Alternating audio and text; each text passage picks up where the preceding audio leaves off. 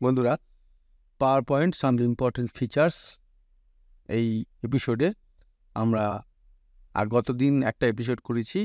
এর আগে power point নিয়ে আমরা টোটাল 4টে এপিসোড করেছি।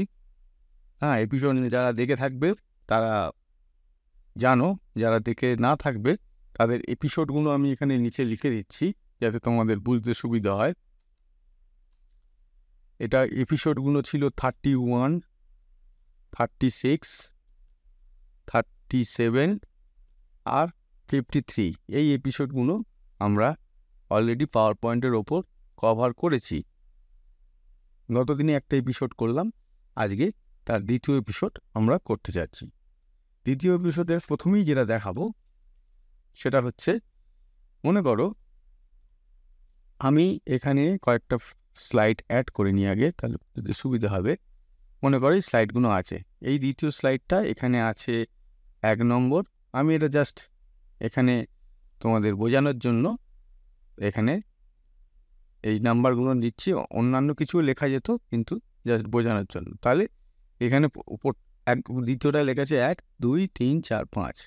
আমরা এরকমভাবে তো এটা আমি সংখ্যা দিয়ে লিখলাম, এরকমভাবে তো আমরা বিভিন্ন জিনিস স্লাইডে লিখে থাকি। লিখতে লিখতে এক সময় মনে হলো যে না, আমাদের এই এই জায়গাগুলো ভুল হয়ে গেছে। তাহলে আমরা কি করি, কন্ট্রোল জেড মানে আন্ডু।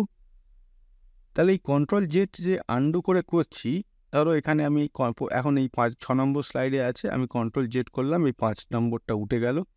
তারপরের স্লাইডটা করলে এই আগেরটা উঠে গেল, তারপরের স্লাইডটা করলে এই আগেরটা উঠে গেল। এরকমভাবে যখন থেকে আমরা শুরু করেছি এরকমভাবে চলতে থাকবে যতক্ষণ না আমরা যদি আমাদের প্রয়োজন আগেই মিটে যায় তাহলে সেখানেই থেমে যাব, নাহলে এরকম আন্ডু করতে করতে চলবে। এবার কথা হচ্ছে, এই যে আন্ডু করছি, এগুলো কতবার আমরা করতে পারি সেটা কি জানা আছে? সেটাই দেখাই প্রথম আজকে আমাদের।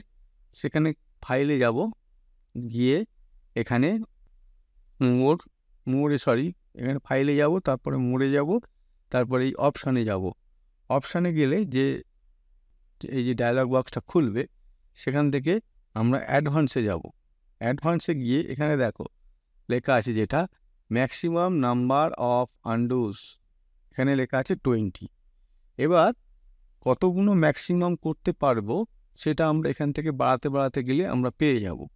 এবার কথা হচ্ছে, এক একটা ভার্সানে, অফিসের এক একটা ভার্সানে এই সংখ্যাটা এক এক রকম হবে।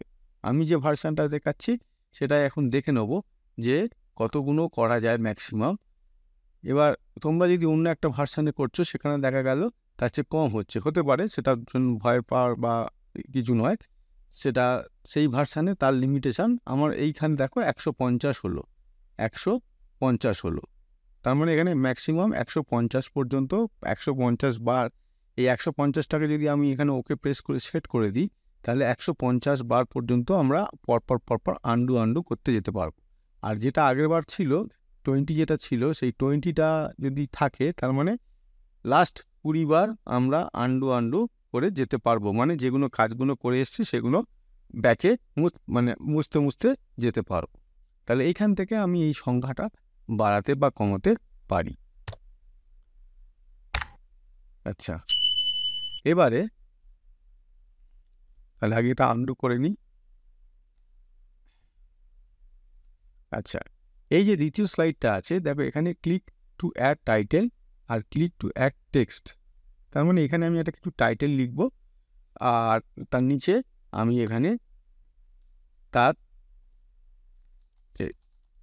কন্টেন্টটা লিখ। এইবার যখন আমরা প্রেজেন্টেশন বানাচ্ছি, তখন আমাদের এই যতগুলো এখানে স্লাইড অ্যাড হতে যাবে, সেই সব স্লাইডের এই যে এখানে হেডিংটা, টাইটেলটা আর তার কন্টেন্টের পজিশানগুলো যেন সেভ হয়, তাতে কি হয়, দেখতে ভালো হয়।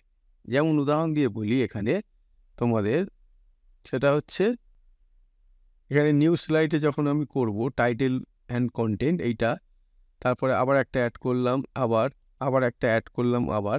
এবার ভালো করে দেখো, এই প্রত্যেকটার এইখানের যদি আমি লিখি এটা টেস্ট 2, এটা যদি নিচের কোনো কন্টেন্টের জায়গা লিখছি না,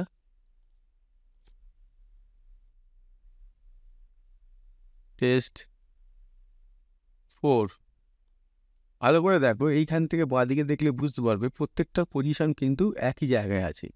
তার ফলে কি হবে, আমি যখন একটা কাউকে প্রেজেন্টেশন দেবো, এই পজিশনগুলো দেখো পাল্টাচ্ছে না। আমি এটা প্রেজেন্টেশন মোডে নিয়ে গেছি, প্রেজেন্টেশনগুলো পাল্টাচ্ছে না। 4 নম্বরটা কেন পাল্টে গেল? এখানে নিউ স্লাইড করি।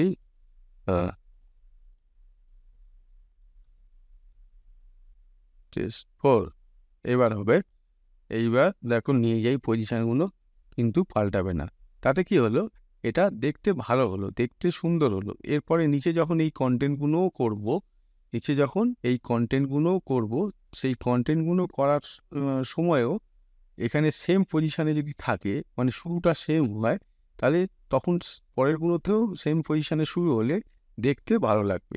তাহলে আমাদের প্রেজেন্টেশন যখন বানাবো খেয়াল রাখতে হবে, আমি যে এই স্লাইডটা চুজ করলাম এখান থেকে, new slide, title and content, যদি এইগুলো সেম একই স্লাইড চুজ করব, যদি না অন্য কোনো স্লাইড আমাদের দরকার হয়, এইগুলো দরকার হয়, তাহলে একই স্লাইড চুজ করব, যেটা চুজ করব, এবং একই জায়গায় লিখব টাইটেলগুলো, যাতে প্রেজেন্টেশনটা দেখতে আমাদের ভালো লাগে। আচ্ছা, এবারে তোমাদের আরেকটা জিনিস দেখাই। এটা প্রেজেন্টেশন মোডে নিয়ে গেলাম। ভালো করে লক্ষ্য করো, এই নিচে এখানে কিছু আইকন দেখতে পাচ্ছি, ঠিক আছে?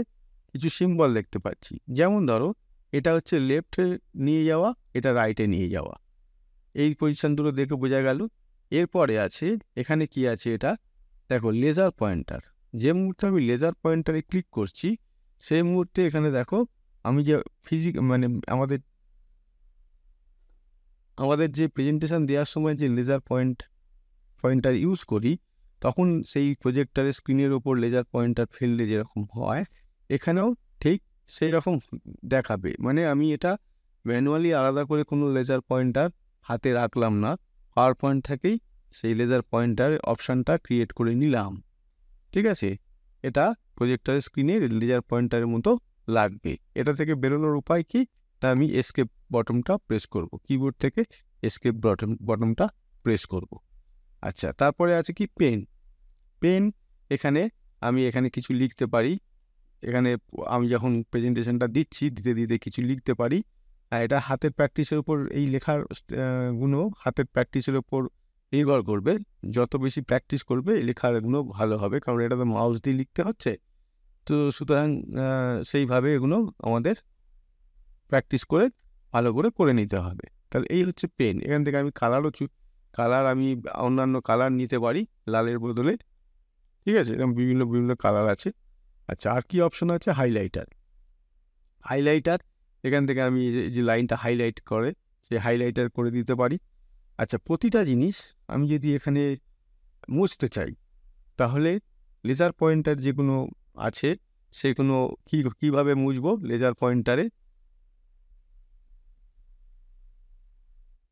লেজার পয়েন্টারগুলো আমি কিবোর্ড থেকে প্রেস করব।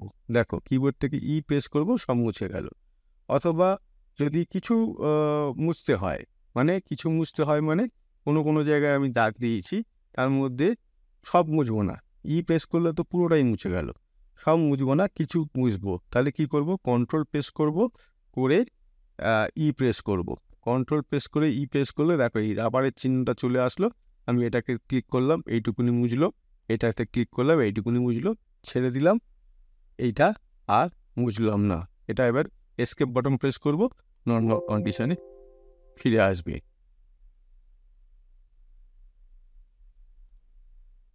ঠিক আছে?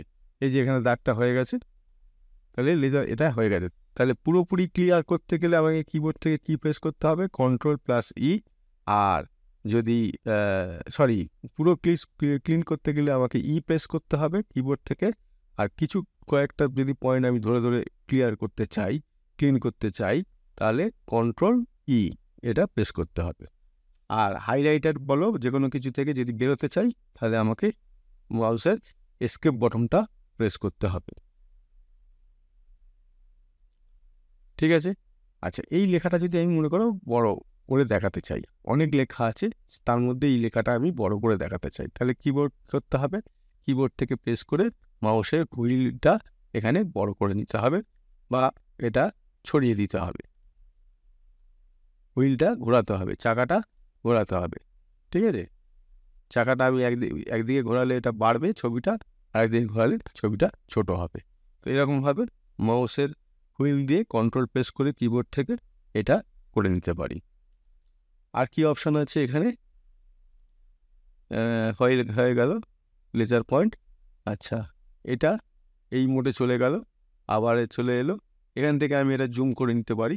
দেখো, আমি প্রেজেন্টেশন দেওয়ার সময় সামনে যারা বসে আছে তাদের হয়তো কোনো পার্টিকুলার জিনিস আমি হাইলাইট করে দেখাতে চাই, মানে জুম করে দেখাতে চাই। এই পুরো স্ক্রিন জুড়ে লেখা আছে, আমি পার্টিকুলার সেই সেকশনটা এরমভাবে নিয়ে গেলাম। তাহলে কি, যারা দর্শক আছে সামনে, তাদের কনসেন্ট্রেশনটা, তাদের ফোকাসিংটা সম্পূর্ণ ওই সাদা জায়গায় পড়লো। তার ফলে তারা কি অ্যাকচুয়ালি বুঝতে চাইছে বা আমি কি দেখাতে চাইছি, সেই জায়গাটায় তাদের ফোকাসিং চলে গেল, তাদের কনসেন্ট্রেশন চলে গেল। বাকি জায়গাগুলোতে তারা দেখছে না। আমি এই জায়গাটা হাইলাইট করছি, এই জায়গাটাই তারা দেখছে। আমি হয়তো এই জায়গাটা কোনো বিশেষ উদ্দেশ্য নিয়ে হাইলাইট করছি, সেই এবং কিছু জিনিস বোঝানোর আছে, সেই জন্য সেটাও তারা সেইভাবে রিয়্যাক্ট করছে।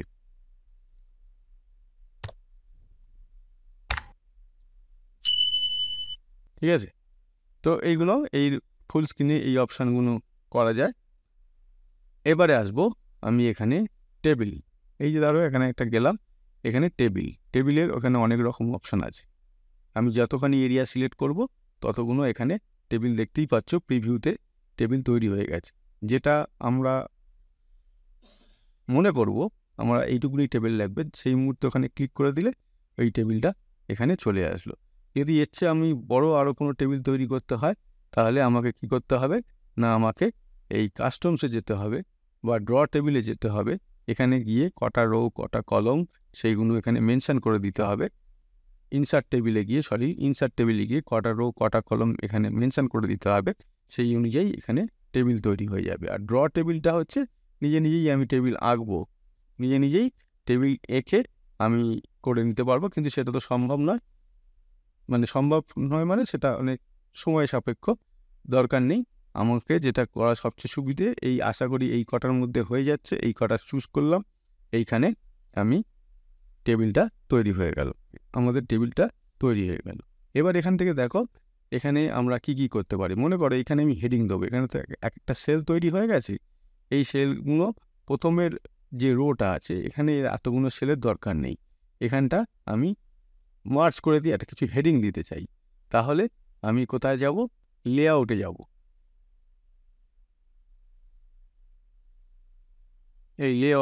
এই যে লেআউটে গেলাম, গিয়ে এই দেখো এখানে মার্জ সেল, এই মার্জ সেলে ক্লিক করলাম। দেখো সেলগুলো সব উঠে গিয়ে মার্জ হয়ে গেল, পুরো একটা এখানে পুরো একটা কলম, এই রো তৈরি হয়ে গেল। আবার যদি এটাকে স্প্লিট করতে চাই, এখান থেকে স্প্লিট করতে পারবো।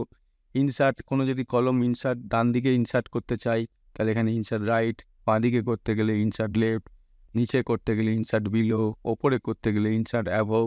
আর এটা ডিলিট করতে গেলে ডিলিট রো না ডিলিট টেবিল, টোটাল পুরো টেবিলটা না ডিলিট কলম, এরকমভাবে আমরা এখানে করতে পারি, এটাকে স্প্লিট করে নিতে পারি।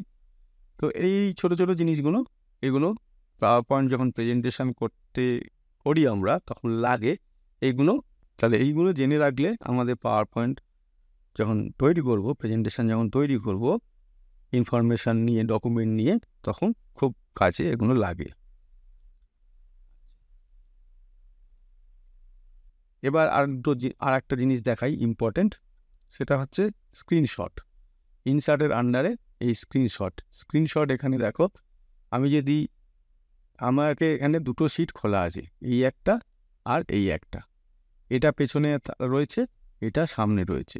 এখন আমি ওই পেছনের যে পাওয়ার পয়েন্টটা খোলা আছে, ওইটার স্ক্রিনশটটা নিয়ে এখানে আমি আনবো। আমরা নর্মালি কিবোর্ড থেকে করে থাকি, ওয়ার্ড এক্সেলে কী করি, প্রিন্ট স্ক্রিন বলে একটা বটন থাকে কিবোর্ডে, ওটাকে প্রেস করে টোটাল স্ক্রিনটা আমরা ওয়ার্ড বা এক্সেলে পেস্ট করে নিই। এভাবে করি। পাওয়ার পয়েন্টে এটা পুরোনো ভার্সানগুলোতে নেই, নতুন ভার্সানে এগুলো অ্যাড করে দিয়েছে।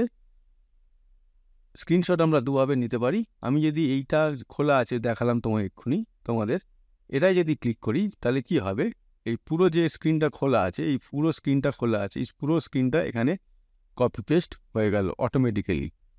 ঠিক আছে, পুরো স্ক্রিনটা এখানে কপি পেস্ট হয়ে গেল অটোমেটিক্যালি। কিন্তু আমি যদি মনে করো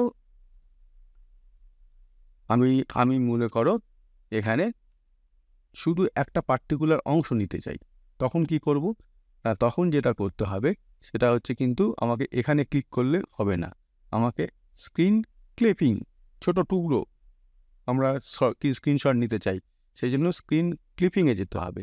স্ক্রিন ক্লিপিংয়ে গেলে দেখো এটার উপর তো এটা খোলা আছে, এটার উপর স্ক্রিনশট নিতে গেলে এই যে স্ক্রিনটা দেখছো ঝাপসা মতো হয়ে গেল, আমি মনে করো এই লোগোটাকে স্ক্রিনশট নেবো, তাহলে সেই এরিয়ায় নিয়ে যাব মাউসটাকে, মাউসের লেফট কিটাকে প্রেস করব, করে এই এরিয়াটাকে সিলেক্ট করে নেবো যতখানি আমাদের দরকার, সিলেক্ট করে সেই মুহূর্তে সিলেক্ট করা হয়ে গেল, মাউসের লেফট কিটা ছেড়ে দেবো, এই এখানে চলে এলো, যেখানে আমরা পেস্ট করতে চাই সেখানে চলে এলো।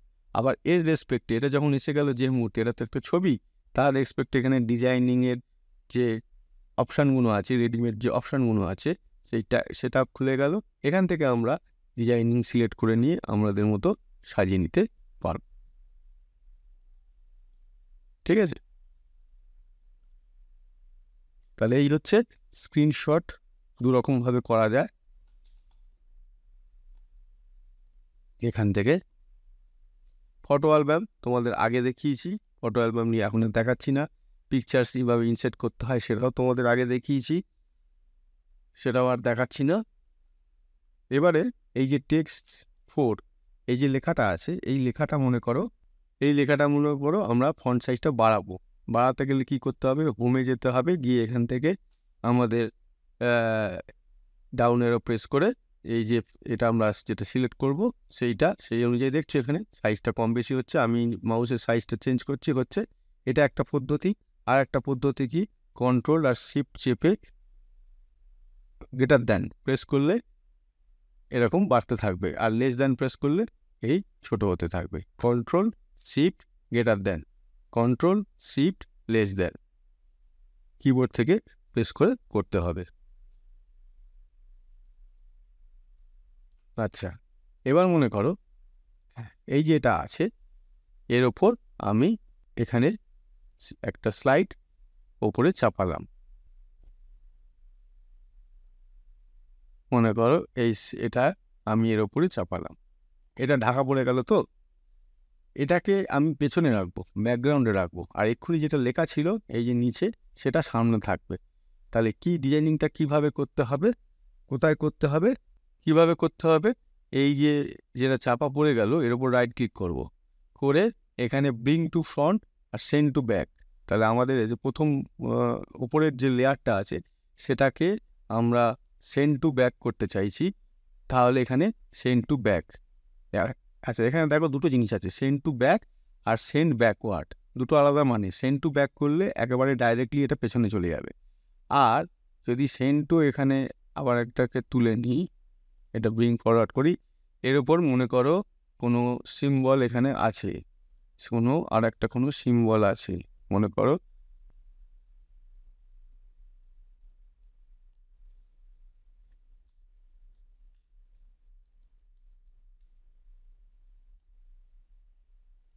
এই দেখো, এইটা মনে করো আমি আছে, তার মানে এখন আমি মেন যেটা নিচে আছে, এই যে মেন যেটা নিচে আছে এই জিনিসটা, তার উপর দুটো জিনিস আমি এখানে করলাম, একটা হচ্ছে কালো রঙের যে শেডটা, তার উপর এই লেখাটা।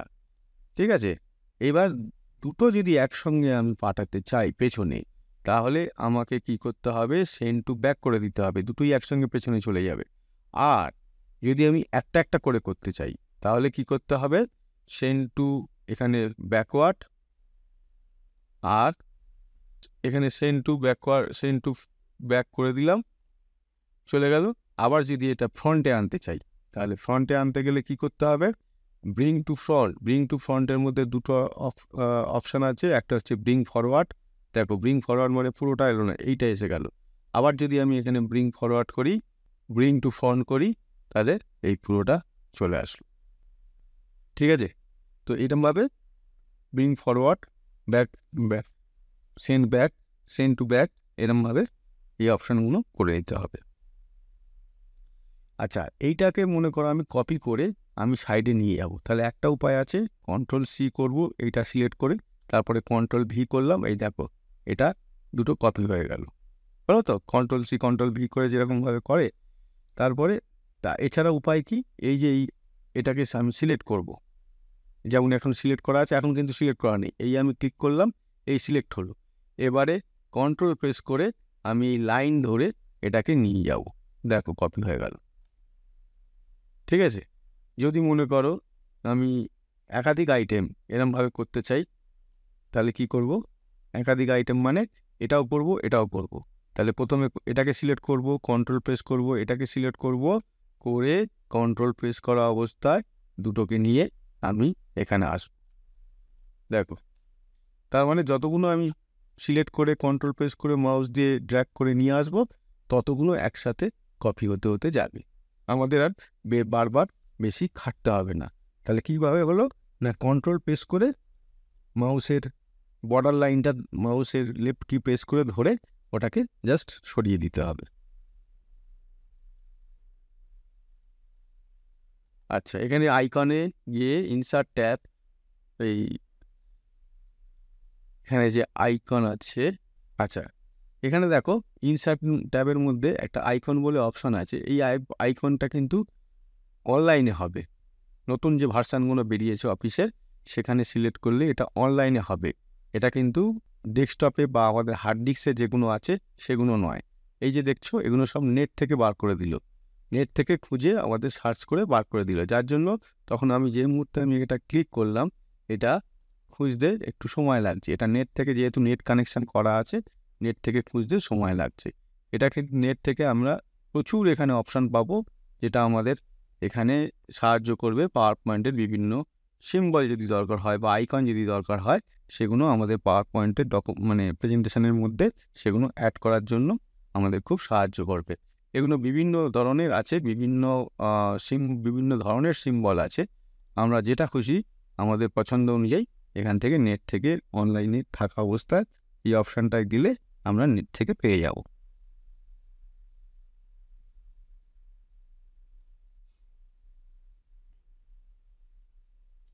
আর একটা অপশান আছে, সেটা হচ্ছে মনে করো একটা 3D মডেলস। এই 3D মডেলসে গেলে দুটো অপশান আছে, একটা হচ্ছে দিস ডিভাইস, মানে আমার হার্ড ডিস্কে যেগুলো আছে সেখান থেকে যা আছে 3D মডেল সেগুলো, আর একটা আছে স্টক 3D মডেলস। এখন নতুন যে ভার্সানগুলো অফিসের বেরোচ্ছে সেখানে বাই ডিফল্ট কিছু এখানে মডেল দিয়ে রাখে, সেইগুলো আমি কোনগুলো সিলেক্ট করব না করব সেইগুলো আমাদের ব্যাপার, আমরা সেখান থেকে সিলেক্ট করে নিই। আর যদি না থাকে তখন কি হবে, আমাদের এখানে ওই নেট থেকে 3D মডেলগুলো করে নেবো, যেরকমভাবে আইকন বার করলাম ওরকমভাবে আইকন বার করে নিতে পারবো। তাহলে এটাকে আমি এখানে 3D মডেল হিসেবে এটাকে ইনসার্ট করব, এটাকে সিলেক্ট করলাম, করে এই ইনসার্ট করলাম। এবার ইনসার্ট করার সঙ্গে সঙ্গে এটা আসছে, দেখো এই যে আসছে, তুমি বলবে তাহলে এবার এটা 3D মডেল হলো কোথা থেকে, হলো এটাই, এইখানে ক্লিক করলে দেখো এই যে আইকনটা আছে, এটাকে আমি একটু বড় করে নিলে আর বুঝতে সুবিধা হবে। এই যে মাঝখানে যে সিম্বলটা আসছে এটাকে নিয়ে যদি আমি ঘোরাই, এই দেখো এটাই 3D মডেল।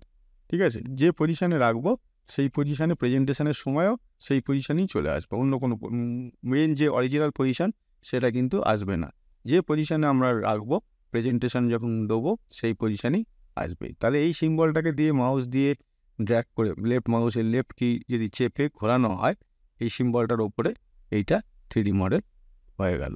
এই জন্যই এটাকে 3D মডেল বলে। এটা খুব ইন্টারেস্টিং একটা ফিচার, নতুন ভার্সানগুলোতে অ্যাড করেছে মাইক্রোসফট। এগুলো আমাদের প্রেজেন্টেশনের ক্ষেত্রে এগুলো খুব ভালো কাজে দেবে। তোমরা এটা প্র্যাকটিস মানে তোমরা এগুলো জেনে কোন সিম্বল কোনটা যদি ঠিকমতো ঠিক জায়গায় পাওয়ার পয়েন্ট প্রেজেন্টেশনে পুট করতে পারো, প্রেজেন্টেশন খুব সুন্দর তৈরি হবে এবং যারা দেখছে সামনে বসে বা যারা বুঝছে সামনে বসে তাদের পক্ষেও খুব জিনিসটা কাজের কাজ হবে। তো ঠিক আছে বন্ধুরা, আজকে এই অপশান পর্যন্ত এসে আমরা থামলাম, চলতে থাকবে আরও অনেক অপশান আছে, ড্র আছে, ডিজাইন আছে, ট্রানজিশন আছে, অ্যানিমেশন আছে, স্লাইড শো আছে, রেকর্ড আছে, এখানেও বাকিটা করব, এখানে পড়ে রইল। যেগুলো যেগুলো হয়ে গেছে সেগুলো দেখাবো না, বা যেগুলো খুব একদম বেসিক জিনিস সেগুলো দেখাবো না।